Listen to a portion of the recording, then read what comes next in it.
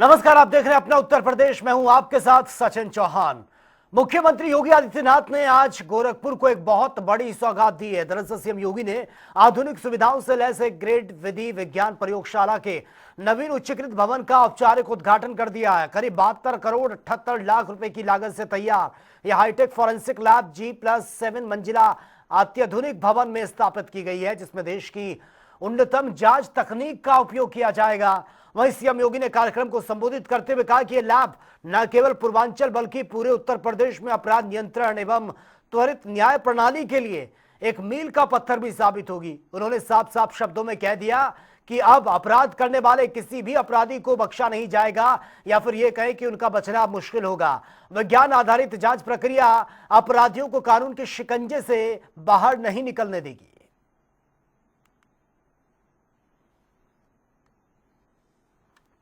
18 कमिश्नरी उत्तर प्रदेश में है। हर कमिश्नरी में एक लैब हो, उसके लिए हम लोगों ने 6 अन्य स्वीकृत करके वे आज निर्माणाधीन हैं। यानी 18 ये सभी लैब बन जाएंगे तो 18 लैब्स हमारे पास प्रदेश में होंगी। और वह लैब भी केवल सामान्य नहीं, जिनमें हर प्रकार के फॉरेंसिक साइंस से जुड़े हुए उस पहलू की जांच की जा सकती है जिससे अपराधी के खिलाफ एक ठोस साक्ष्य समय पे हम न्यायालय में प्रस्तुत करके उसे दंडित करवा सके और एक पीड़ित व्यक्ति को न्याय दिला सके। इस अवधारणा पर आधारित यह व्यवस्था प्रदेश में लागू की गई और इसके लिए हर एक जनपद में व्यवस्था की गई कि वहां पे मोबाइल फॉरेंसिक लैब भी दिए जाएं। 75 जनपद हैं प्रदेश में। हर जनपद में हमने 2-2 वैन इस रूप में उपलब्ध करवाए हैं जो साक्ष्य कलेक्ट कर सकें। अब ऐसा नहीं कि कोई व्यक्ति अपराध करेगा, पीड़ित भटक रहा है, वर्षों वर्षों से वह तड़प रहा है, अपराधी मौज मस्ती कर रहा है क्योंकि उसके खिलाफ साक्ष्य नहीं है और इसलिए वह बच निकलता है। लेकिन अब बचेगा नहीं, क्योंकि अपराध होने के कुछ ही घंटे के अंदर उसके खिलाफ पुख्ता साक्ष्य होगा और साक्ष्य के साथ साथ लैब भी होगी जहां पे एक्सपर्ट बता देगा कि हां यह इस व्यक्ति से मिलता जुलता है और इस व्यक्ति ने यह अपराध कारित किया है। वह कोई भी इस प्रकार का अपराध हो, कहीं दुष्कर्म के मामले आते हैं, कहीं पे आतंकी घटनाएं घटित होती हैं, कहीं पे कोई फायर करके अपने लाइसेंसी असले से फायर करके किसी की हत्या करने का प्रयास करता है। बैलिस्टिक जांच करने में बहुत समय लगता था, अब ऐसा नहीं हो पाएगा और डीएनए जांच की सुविधा भी अब गोरखपुर की इस लैब में उपलब्ध करवा दिया गया है। कोई भी व्यक्ति अपराध करेगा तो बच नहीं निकल सकता है और इन सबको जोड़ने के लिए उत्तर प्रदेश के युवाओं को इसके माध्यम से अधिक रोजगार प्राप्त हो सके, हम लोगों ने प्रदेश में लखनऊ में यूपी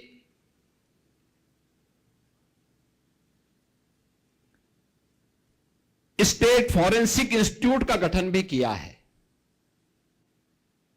उसमें हमने अलग अलग पाठ्यक्रम भी तैयार किए हैं। सर्टिफिकेट कोर्स, ये जितने भी कलेक्टर होंगे यानी जितने भी कलेक्शन करने वाले तकनीशियन होंगे, उन तकनीकी कर्मचारियों के लिए सर्टिफिकेट लैब में जो लोग इसका मिलान करेंगे उसके लिए डिप्लोमाधारी और उस पर अपनी राय देने वाले उसके एक्सपर्ट डिग्रीधारी और उनके अनुभव भी इसमें काम आएंगे। और लखनऊ में सांसद इमरान मसूद के बयान पर बीजेपी पार्टी प्रवक्ता राकेश त्रिपाठी का बयान सामने आया। उन्होंने कहा कि आतंकियों का पक्ष लेना इंडी गठबंधन का एजेंडा मानो ये बन चुका है और साथ ही उन्होंने ये भी आरोप लगा दिया कि कांग्रेस पहले भी आतंकी संगठनों से हमदर्दी दिखा चुकी है, जबकि सपा आतंकवादियों को छुड़ाने कोर्ट तक भी गई थी।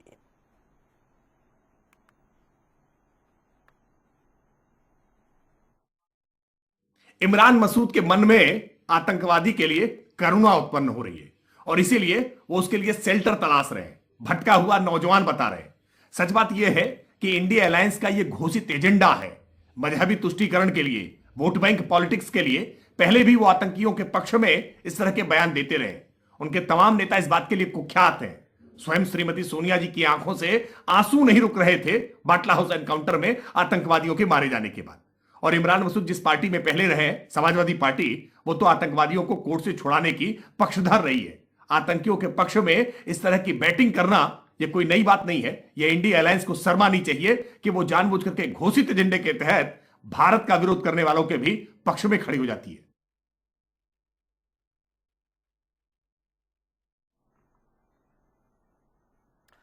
चलिए खबरों में आगे बढ़ते हैं। आइए अब आपको ग्राफिक्स के जरिए ध्वजारोहण में शामिल होने वाले जो वीआईपी गेस्ट हैं, कौन कौन से वीआईपी गेस्ट होंगे, एक बार ये ग्राफिक्स के माध्यम से देख लेते हैं। ध्वजारोहण में कौन कौन से वीवीआईपी मेहमान शामिल होंगे ये आपको बताते हैं। प्रधानमंत्री नरेंद्र मोदी, आरएसएस प्रमुख मोहन भागवत, मुख्यमंत्री योगी आदित्यनाथ, राज्यपाल आनंदीबेन पटेल, मूर्तिकार अरुण योगीराज, उद्योगपति मुकेश अंबानी, फिल्म अभिनेता अमिताभ बच्चन, संगीतकार सोनू निगम, फिल्म अभिनेता अक्षय कुमार, फिल्म अभिनेता Ramchandra Teja, Tata group CEO N Chandrasekaran, L and T MD S N. Subramanyam. तो ध्वजारोहण प्रधानमंत्री नरेंद्र मोदी और राष्ट्रीय स्वयंसेवक संघ के सह संचालक डॉक्टर मोहन भागवत कर कमलों से ये कार्यक्रम आगे बढ़ाया जाएगा। और ऐसे में आपको ग्राफिक्स के जरिए बताते हैं कि मंदिर के शिखर पर ध्वजारोहण का आखिर महत्व क्या है। मंदिर के शिखर पर ध्वजारोहण का महत्व। मंदिर का शिखर वह सर्वोच्च बिंदु होता है जहां से दैवीय ऊर्जा मंदिर में प्रवेश करती है। ध्वज ब्रह्मांडीय ऊर्जा और मंदिर के गर्भगृह के बीच संपर्क सूत्र का कार्य करता है।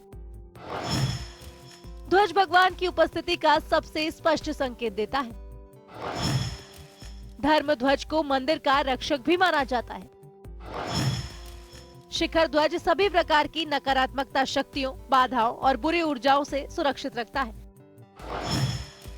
ध्वजारोहण किसी भी मंदिर के निर्माण कार्य की पूर्णता का अंतिम और सबसे महत्वपूर्ण प्रतीक होता है।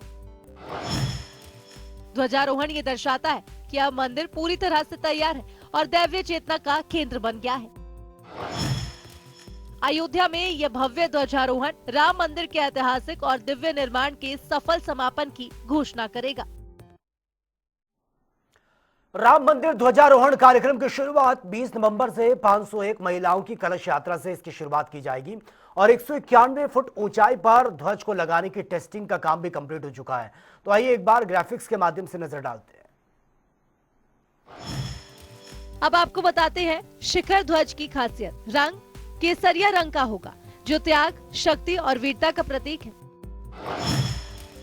आकार, इसकी लंबाई 22 फीट और चौड़ाई 11 फीट होगी। प्रतीक, इस पर वाल्मीकि रामायण के अनुसार 3 महत्वपूर्ण प्रतीक होंगे। सूर्य, सूर्य वंश का प्रतीक। ओम, समन्वय का प्रतीक। कोविदार वृक्ष, इक्ष्वाकु वंश का राज्य चिन्ह। आजमगढ़ में कैबिनेट मंत्री अनिल राजभर के नेतृत्व में 5 किलोमीटर लंबी पैदल एकता यात्रा ये निकाली गई है और वल्लभ भाई पटेल की 150वीं जयंती पर आयोजित इस यात्रा में भारी संख्या में भी लोगों ने बढ़ चढ़कर हिस्सा लिया है। वहीं कैबिनेट मंत्री अनिल राजभर ने बिहार चुनाव पर प्रतिक्रिया भी दी है। उन्होंने कहा कि बीजेपी 24 घंटे 365 दिन जनता के लिए काम करने वाली पार्टी है। आम जनता भी अपने आप को इसमें भागीदार बना सकती है। ये 150वीं जयंती जो सरदार पटेल जी की है, उनको श्रद्धांजलि अर्पित करने के लिए और आने वाली पीढ़ियां सरदार के बारे में जानें, इस बात के लिए पदयात्रा है। और इसका कोई राजनीतिक एंगल मुझे लगता है कि खोजना ये अच्छी बात नहीं हम रहते हैं। देखिए, हम चुनावी मूड में नहीं, हम हमेशा काम करने वाले लोग हैं। 24 घंटा 365 दिन भारतीय जनता पार्टी का वर्कर काम करता है और हम जमीन पर काम करते हैं, जनता हमें आशीर्वाद देती है। मजबूत करेंगे, बहुत बीमारी है मंत्री। पूर्वांचल बहुत मजबूत है और हम लोग सीखने का भी काम करते हैं। 2024 से हम लोगों ने बहुत कुछ सीखा भी है और सारी कमियों को दूर करेंगे और एक बार आपको फिर पूर्वांचल के एक एक घर पर आपको भारतीय जनता पार्टी का परचम दिखाई देगा। और लखनऊ के बीकेटी इंटर कॉलेज में सांसद खेलकूद प्रतियोगिता का आयोजन ये शुरू हुआ, जहां पर प्रधानमंत्री की पहल पर 29 सितंबर से 25 दिसंबर तक चलने वाले इस कार्यक्रम में विधायक सांसद स्तर पर मुकाबले भी होंगे। वहीं मोहनलालगंज क्षेत्र में कबड्डी, खो खो, वॉलीबॉल और एथलेटिक्स की भी धूम है। ये सांसद खेल प्रतियोगिताओं का आयोजन पूरे भारतवर्ष में माननीय प्रधानमंत्री जी की पहल पर 29 सितंबर से लेकर और 25 दिसंबर माननीय अटल जी के जन्म दिवस तक ये आयोजन होने हैं। पहले ये वार्ड सा होने हैं, ग्राम पंचायत स्तर पर होने हैं, विधानसभा स्तर पे होने हैं, फिर पूरे संसदीय क्षेत्र के होने हैं और एक सामूहिक 25 दिसंबर को बड़ा आयोजन रखा गया है। क्योंकि राज्यसभा का सांसद होने के नाते मुझे मोहनलालगंज संसदीय क्षेत्र मिला है। हमारे सभी जो विधानसभा के विधायक हैं वो संयोजक हैं। तो योगेश शुक्ला जी बख्शी तालाब विधानसभा के अंतर्गत जो आज खेल प्रतियोगिता हो रही है उसके संयोजक हैं। हमारे एमएलसी पवन सिंह जी, हमारे विधायक सिधौली, हमारे मनीष रावत जी, जिला अध्यक्ष जी विजय बौरिया जी और तमाम लोग इन खेल प्रतियोगिताओं के आयोजन में सहभागी बने हैं। और मुझे खुशी है कि गांव से खेल प्रतियोगिताएं जिस प्रकार से निकल रही हैं वो निश्चित रूप में भारत में चाहे ओलंपिक हो, चाहे एशियन गेम हो, चाहे राष्ट्रीय गेम हो, उसमें निश्चित रूप में खेल के रूप में वो सोना बरसाएंगी, ऐसा मुझे लगता है। और मैं कह सकता हूं कि जल्दी ही जो पूरा फाइनल कार्यक्रम है वो सामने आएगा। मनसुख मंडाविया जी जो हमारे खेल मंत्री हैं उन्होंने इसकी कार्य योजना तैयार कर भेजी है। आज प्रतिदिन मोहनलालगंज संसदीय क्षेत्र में कोई ना कोई खेल प्रतियोगिता हो रही है। कहीं रस्सी कसा है तो कहीं खो खो है, कहीं कबड्डी है तो कहीं वॉलीबॉल या फुटबॉल या क्रिकेट भी हो रहा है। मैं कहूँगा कि खेल समन्वय पैदा करता है, उत्साह पैदा करता है और आपस में सौहार्द पैदा करता है। लखनऊ नगर निगम की कार्यकारिणी मीटिंग महापौर की अध्यक्षता में यह संपन्न हुई है, जिसमें पुनर्निरीक्षित बजट सर्वसम्मति से पास हुआ है और बजट जो बढ़ाकर 2,95,00,000 किया गया है। साथ ही ग्रेजुएटी, पेंशन, पेट्रोल डीजल, शौचालय मरम्मत, पशु चिकित्सा और पार्कों के लिए राशि में बढ़ोतरी की गई है। वहीं मीटिंग में नगर आयुक्त और सभी पार्षद भी मौके पर मौजूद रहे।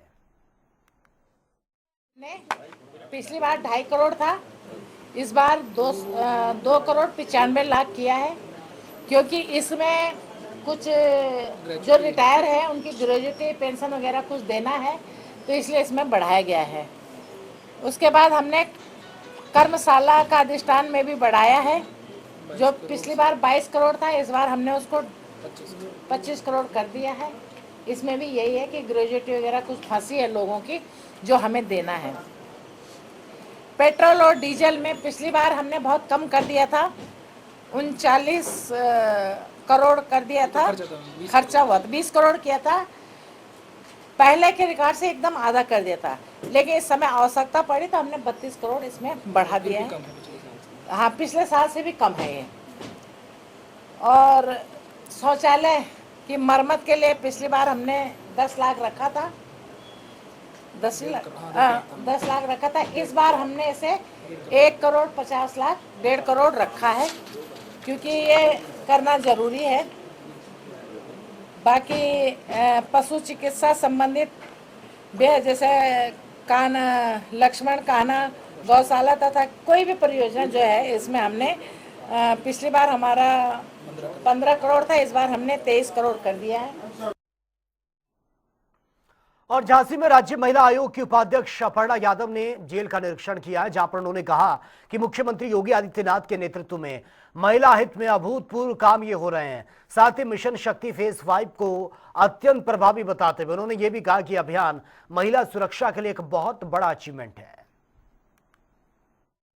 मिशन शक्ति जो फेज 5 चल रहा है हमारे उत्तर प्रदेश में, जबरदस्त तरीके से आदरणीय मुख्यमंत्री जी ने जब फर्स्ट फेज चला था 80 फांसियां दी थी इसमें, तो केंद्र सरकार ने भी इसको अपने प्रारूप में ले लिया था। सेंट्रल गवर्नमेंट ने इसको एनरोल किया था अपने प्रोग्राम में, तो ये किसी स्टेट में हुआ ही नहीं। और ऐसे कई, मैं समझ सकती हूँ दर्जनों नहीं, अब सैकड़ों आदरणीय मुख्यमंत्री जी के कार्यकाल में, जो उनके कार्यकाल हुआ 8 साल से ज़्यादा, मुझे लगता है सैकड़ों ऐसे केसेस आप उठा लीजिए जिसमें जो है उन्होंने महिला हित में बहुत ज़बरदस्त फैसले किए हैं। और वो एक बेंचमार्क बने, एक नज़ीर बनी है उनकी, कि जो है अगर यूपी में किसी तरीके का क्राइम करने की कोशिश भी करी किसी ने, तो जो है योगी सरकार जो है उसे बिल्कुल सजा देगी। चलिए अब बात होगी तमाम खबरों की ताबड़तोड़ अंदाज में। अमरोहा में पुलिस की बड़ी पहल, मिशन नारी शक्ति 5.0 कार्यशाला का आयोजन। मुरादाबाद मंडल के 5 जिलों की महिला बीट आरक्षी हुई शामिल। महिला सुरक्षा संवाद, काउंसलिंग पर विशेष प्रशिक्षण। बलिया में बकुल्हा के पास अज्ञात युवती का सिर कटा, लाश मिलने से हड़कंप मच गया है। ग्रामीणों ने पुलिस को इन्फॉर्म किया। स्थानीय लोगों ने दुष्कर्म कर हत्या की आशंका जताई, जांच जारी। लखनऊ में सरदार वल्लभ भाई पटेल की 150वीं पुण्यतिथि पर निकाली गई बीजेपी पदयात्रा। डिप्टी सीएम ब्रिजेश पाठक ने उपलब्धियां गिनवाई हैं। समाजवादी पार्टी पर लगा दिया गुंडा राज का। हमीरपुर में अधिकारियों की मुखबरी करने वाले 24 लोकेटरों पर खनिज अधिकारी ने मुकदमा दर्ज करवा दिया है। जिलाधिकारी घनश्याम मीणा के आदेश पर कार्रवाई, माफियाओं की टूटी है कमर। आजमगढ़ पुलिस ने किए गैंगस्टर एक्ट में वांछित अभियुक्त अबू तालिब उर्फ झिनकू की अवैध संपत्ति कुर्क। जिला मजिस्ट्रेट के आदेश के बाद यह बड़ा। बरेली मीरगंज के विलायतगंज गांव में हाईटेंशन लाइन की चिंगारी से आग लग गई है। लाखों रुपए का सामान जलकर राख। फायर ब्रिगेड ने मौके पर पहुंचकर राहत कार्य शुरू किया। अलीगढ़ थाना इगलास के गांव गुरसेना में महिला की संदिग्ध परिस्थिति में मौत। परिजनों ने पति पर पीट कर हत्या का लगा दिया आरोप। ससुराल के लोग फरार हैं। पुलिस ने शव को कब्जे में लेकर जांच शुरू की है। फर्रुखाबाद में बारात के दौरान इटावा बरेली हाईवे पर ट्रक की चपेट में आ गया। दूल्हे के दोस्त गंभीर हालत में लोहिया हॉस्पिटल एडमिट करवाना पड़ा। डॉक्टर ने मृत घोषित कर दिया। फर्रुखाबाद के ग्राम अखमेलपुर में छात्राओं से भरी स्कूल वैन में आग लगने से टला बड़ा हादसा। बच्चों ने कूदकर अपनी जान बचाई। वैन जलकर राख। पुलिस ने स्कूल प्रबंधक से पूछताछ शुरू की। सहारनपुर में जैश ए मोहम्मद से जुड़े डॉक्टर आदिल अहमद की गिरफ्तारी के बाद पुलिस सतर्क। जिले भर के किराएदारों का सत्यापन अभियान शुरू। विशेष पुलिस टीमें घर घर जांच कर रही है। मुजफ्फरनगर के विकास भवन में सीएम डेस्क मीटिंग आयोजित। जिले के निचली रैंकिंग सुधारने के लिए अधिकारियों को दिशा निर्देश। सभी विभागों के अधिकारी मौके पर रहे मौजूद।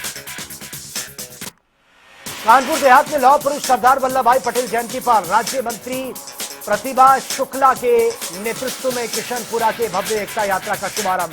8 किलोमीटर में हजारों नागरिकों ने बढ़ चढ़कर हिस्सा लिया। चंदौली में एसपी के निर्देश पर पुलिस ने चलाया अपराध नियंत्रण अभियान। जमानतदारों की सघन जांच में 16 गिरफ्तार। कुल 28 पर कार्रवाई शुरू कर दी गई है। मुजफ्फरनगर में 48 घंटे के अंदर मोबाइल लिंक हैक कर 2 लाख ठगने वाले साइबर ठग को भोपाल पुलिस ने किया गिरफ्तार। 2 lakh laptop, mobile, ATM card, passbook और सिम कार्ड भी बरामद। अलीगढ़ की शादी में बाराती की पीट कर हत्या का मामला। परिजनों और समर्थकों ने एसएसपी कार्यालय का घेराव किया। बीजेपी नेता अर्शिपाल चौधरी पर हत्या और बचाने के आरोप। जमकर हुआ हंगामा। बिजनौर में पिता ने अवैध संबंध के शक में अपने बेटे की हत्या कर दी है। गन्ने के खेत में फावड़ा और अवैध तमंचे से वार किया। गुमशुदगी का रचा था नाटक। जांच कर रही है पुलिस। आरोपी गिरफ्तार। बुलंदशहर के कोर्ट में तारीख पर लौटे गवाह का सड़क किनारे मिला शव। परिजनों ने हत्या का जता दिया आरोप। मुंह और बाजू पर चोट के निशान। पुलिस ने पोस्टमार्टम के शव भेजा, जांच जारी। बांदा में तेज रफ्तार बुलेरो ने मोटरसाइकिल को मारी है टक्कर। सास और दामाद सहित 2 की मौत। 2 गंभीर रूप से घायल। राहगीरों ने एम्बुलेंस से अस्पताल पहुंचाया। मुजफ्फरनगर में बाइक और कार की आमने सामने टक्कर। 2 की दर्दनाक मौत। पुलिस मौके पर पहुंची है, जांच जारी। जांच पड़ताल चल रही है। सहारनपुर में हिंदू रक्षा दल ने आतंकवादी घटनाओं के विरोध में पुतला दहन कर निकाला आतंकवाद मुर्दाबाद का मार्च। एसएसपी कार्यालय पर ज्ञापन, प्रशासन से सख्त निगरानी की मांग। लखनऊ में 20 साल के विकास कुमार की जम्मू तवी एक्सप्रेसवे की चपेट में आने से मौत। रेलवे लाइन पर करीब 1 घंटे यातायात प्रभावित, पुलिस ने और ग्रामीणों ने शव को बाहर निकाला। तो फिलहाल इस बुलेटिन में मेरे साथ इतना ही, लेकिन तमाम खबरों के लिए आप बने रहिए जनता टीवी के साथ। नमस्कार।